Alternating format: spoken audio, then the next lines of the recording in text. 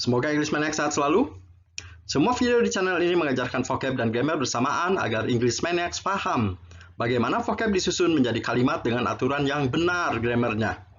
Perhatikan pengucapannya, kemudian hafalkan dulu vocabnya. Vocab nomor 751. Take, took, taken, mengambil. Wrap, wrapped, wrapped, membungkus. Leftover, sisa makanan. Liver, hati. Gizzard, ampla. Lungs, paru, paru-paru. Fresh, segar. Tomorrow, besok. Tasty, lezat, enak, sama dengan savory. Pauskan, jedakan, dan hafalkan vocab di atas dulu sampai ingat sekali. Kalau udah ingat sekali, boleh dilanjutkan karena akan langsung dites. Nih, langsung dites kan? Benar. Akan saya tes nih, kalau tadi tidak menghafal akan ketahuan. Ayo, apa arti gizzard? Ayo. Kosakata nomor 755. Ayo apa? Ampla, ya. Kalau leftover, sisa makanan. Wrap, membungkus. Lungs. Ayo lungs tadi apa? Paru, paru-paru, ya. Sekarang terjemahkan, matikan suaranya, terjemahkan sendiri. Nomor 1. Bolehkah kami membungkus sisa makanan dan bolehkah kami membawanya ke rumah? Ini ya terjemahannya. Nomor 2. Bisa boleh, bisa mungkin. Di sini lebih cocok mungkin. Mungkinkah hati, ampla, paru, dan sisa makanan lain masih lezat dan segar besok? Ini ya, mungkinkah hati dan ampla dan makanan sisa lain masih enak dan segar besok? Hafalkan lagi agar vocabmu makin banyak. Cook, cooked, cooked, memasak. Heat, heated, heated, memanaskan. Beef, daging sapi. Coconut milk, santan. Mutton, daging domba. Porridge, bubur. Sticky rice, ketan.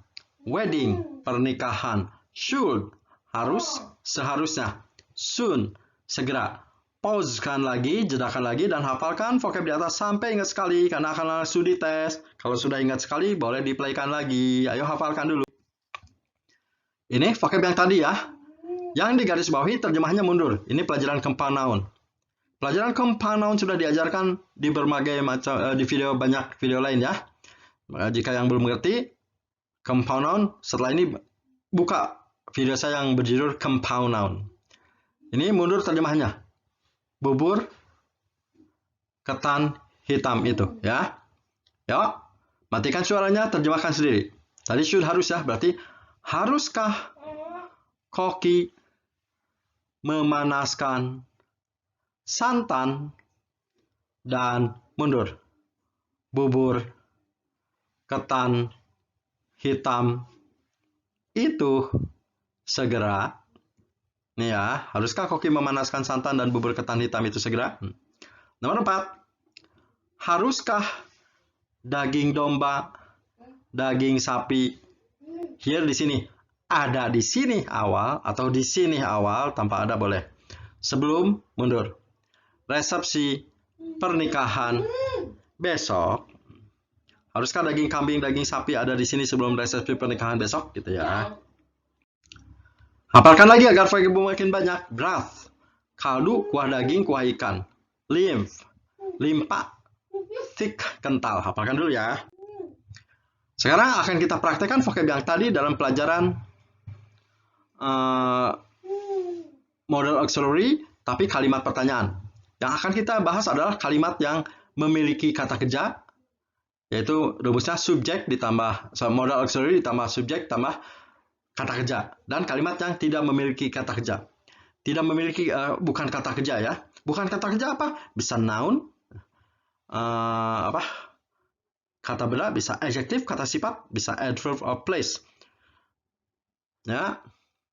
Sekarang Rumus kalimat yang tidak memiliki kata kerja, kalimat pertanyaan. Rumusnya modal auxiliary. Ingat, modal auxiliary itu adalah can, will, may, must, dan sebagainya ya. Diikuti subjek, dan kata kerjanya harus ke satu tanpa S. Misalkan, bolehkah kami membungkus makanan sisa? Nah, membungkus yang warna merah adalah verb. Jadi kalau verb harus pakai rumus ini ya. Jadi, bolehnya kan may. May, subjeknya kami, we. Nah, kata membungkusnya katanya harus tanpa S. Jadi, wrap gitu. Anggap tag nggak ada ya. The leftover gitu langsung ya. Jadi ini, bolehkah kami membungkus makanan sisa? Kalau mau ditambah misalkan, bolehkah kami membungkus dan mengambil makanan sisa ke rumah? Tinggal pakai take home ya. Jadi, bolehkah kami membungkus dan membawa makanan sisa ke rumah ya? Ingat, kalau ada kata kerjanya harus ke satu tanpa S. Ya, ini wrap ke satu tanpa S. Take ke satu tanpa S ya. Bandingkan dengan ini dengan yang ini. Kan may bisa mungkin, bisa boleh ya. Kalau ini kalimatnya, mungkinkah itu hati dan limpa? Nah, ini may juga ya. Nah, karena hati itu bukan kata kerja, rumusnya beda. Rumusnya modal auxiliary, subjek, pakai be dulu. Be baru bukan kata kerja ya. Jadi jika kalimat ini, mungkinkah itu hati atau limpa di dalam kaldu enak kental itu? Nah, ini adalah kalimat yang predikatnya bukan verb, bukan kata kerja, tapi predikatnya hati. Hati itu noun, kata benda ya. Jadi harus pakai be dulu. Jadi mungkinkah, mungkinnya may gitu ya. Setelah itu kata itunya itu it. Nah, karena hati bukan verb, harus pakai be dulu. Aturannya gitu ya. Jadi pakai be dulu. Be baru masukin bukan verbnya yaitu hati. Believer. Nah, gitu. Kalau sudah beres sampai rumus, kata yang lain masukin aja. Atau or, limpa, lim. Di dalam, in. Kaldu enak kental itu dibalik. Jadi, the thick tasty broth. Gitu ya. Jadi ada dua rumus ya.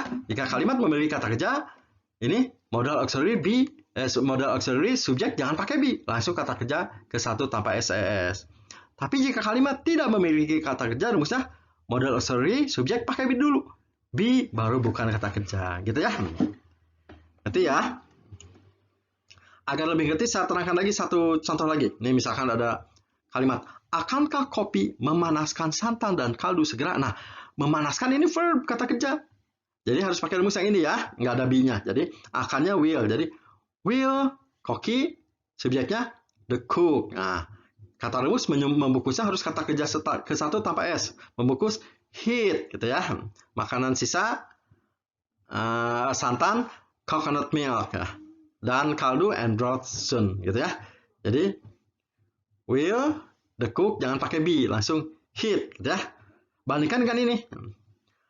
Akankah ampela dan daging domba masih segar besok? Nah, ini kalimatnya predikatnya bukan verb. Segar, segar itu adjective fresh. Nah, karena predikatnya bukan verb, harus pakai be dulu. Jadi akankahnya will ya. Ampelanya subjeknya the gizzard. Nah, daging dombanya the mutton. Karena terus masukin masih still. Karena segar yaitu fresh bukan kata kerja, pakai be dulu. Be fresh and tasty tomorrow, gitu ya. Jadi kalau kalimat memiliki kata kerja, jangan pakai be. Kalimat tidak memiliki kata kerja, harus pakai be, gitu ya. Bukan kata kerja ini ya. Bukan kata kerja itu apa? Bisa noun, bisa adjective. Kalau ada yang bingung, padahal saya masih bingung apa noun, apa verb. Pelajaran ini adalah pelajaran dasar. Sudah saya ajarkan berkali-kali di dalam video saya yang judulnya Part of Speech ya. Makanya parts of speech. Makanya yang belum begitu paham apa noun, apa verb, pelajari video ini setelah nonton ini ya. Jadi sekarang kesimpulannya, oh iya, saya harus tahu apa noun, apa verb, ini penting untuk menyelesaikan soal ini gitu ya. Sangat penting ya mengetahui part of speech. Yuk, mari kita ke latihan. Kita tampilkan dulu rumus tadi. Jadi kalau kalimat memiliki kata kerja, rumusnya modal auxiliary, can, will, may, must, subjek, jangan pakai be, langsung kata kerja ke satu tanpa S. Ini saya tampilkan ya. Sedangkan jika kalimat tidak memiliki kata kerja, rumusnya modal auxiliary, subjek, pakai be dulu. Be baru bukan verb, bukan kata kerja. Gitu ya. Sekarang mari kita latihan kedua rumus ini. Terjemahkan lalu koreksi kesalahan vocab di vocab merahnya, ini vocab merah. Kita terjemahkan dulu aja ya, terjemahkan. Kalau may kan boleh ya. Langsung, bolehkah? Langsung terjemahkan ya. Saya memanaskan santan dan ini mundur.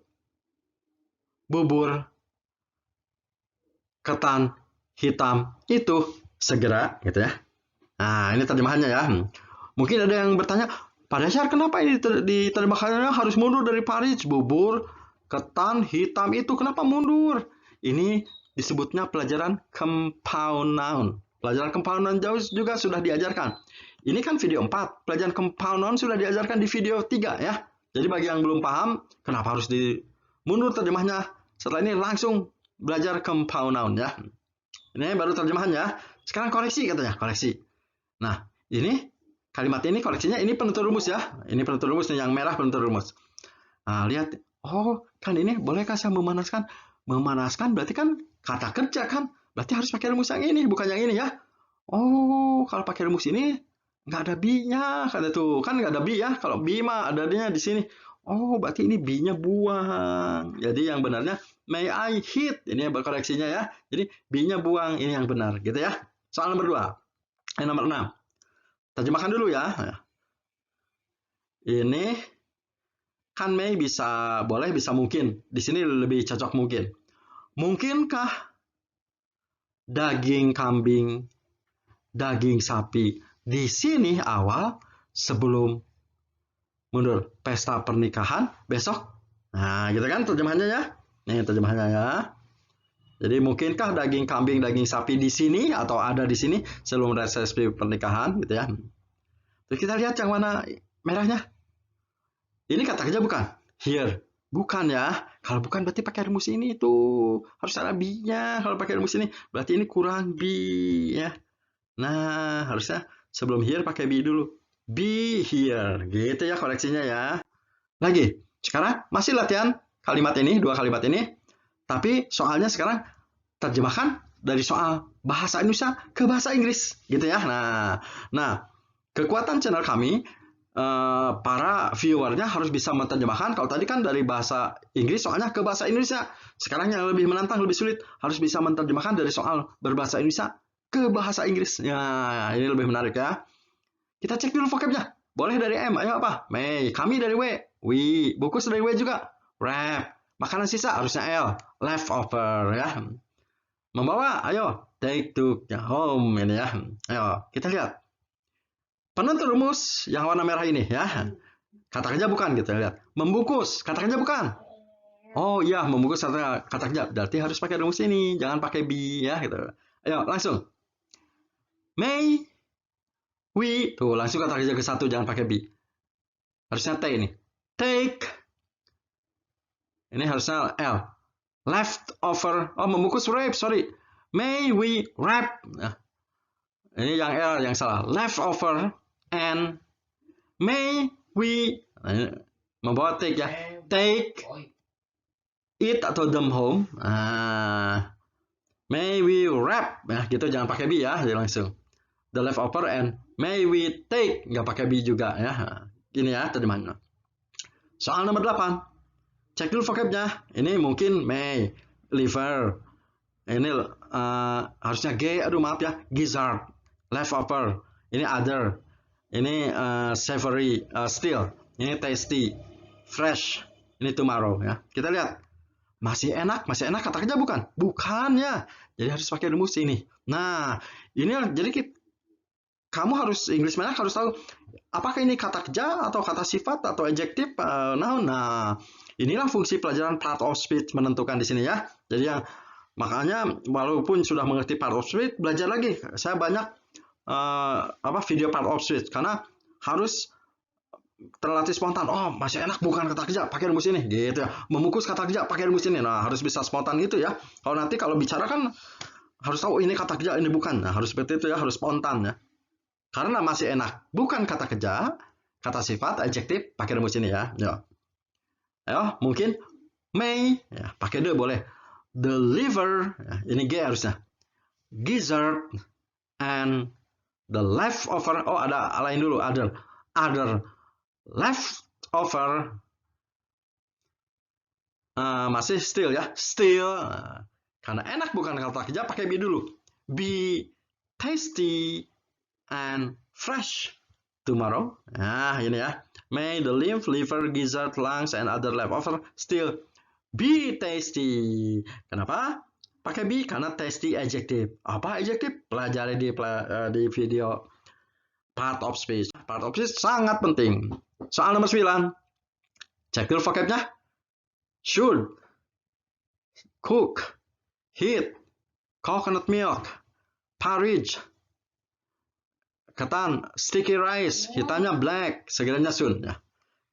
Penentu rumus, vocab warna merah, memanaskan. Kata kerja bukan, verb bukan. Ya, memanaskan verb. Jadi, jangan pakai be, pakai rumus ini ya. Ayo, langsung. Should, pakai dulu boleh. The cook, heat, coconut milk, and ini compound on mundur. Black, sticky rice, porridge, soon. Yeah.